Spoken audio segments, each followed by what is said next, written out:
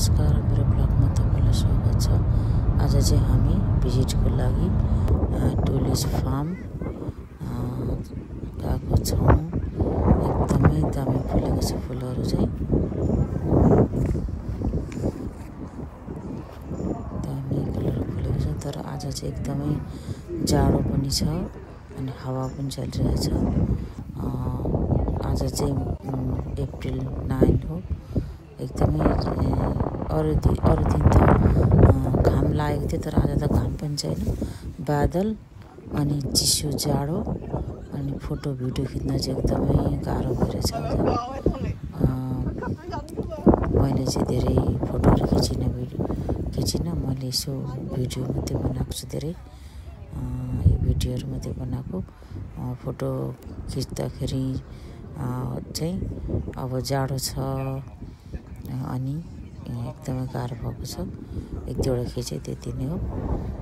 यो एकदमै दामी फुलेको छ। यो फुलहरू चाहिँ ट्युलिप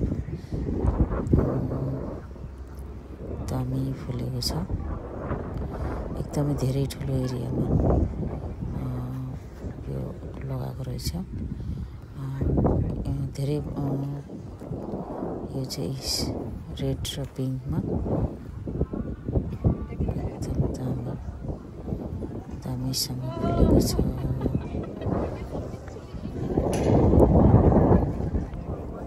माथिल्लोपट्टिको साइड हो। दामी फुलेको छ।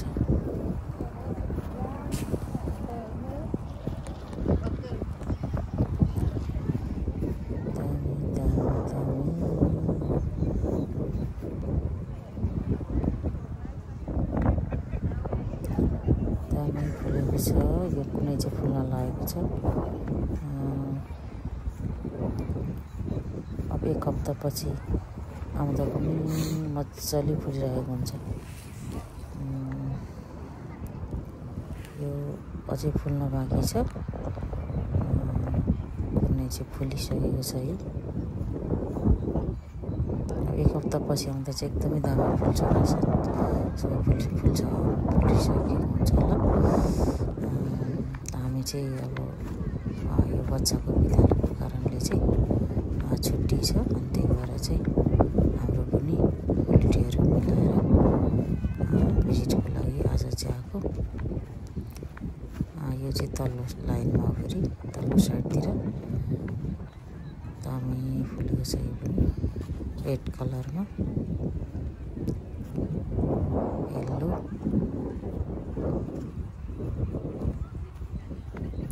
मिक्स।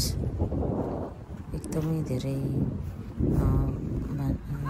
मान्छेहरू आएको छन् भिजिटको लागि।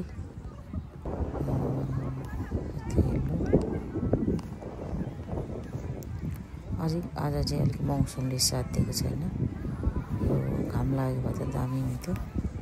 Thank you, by.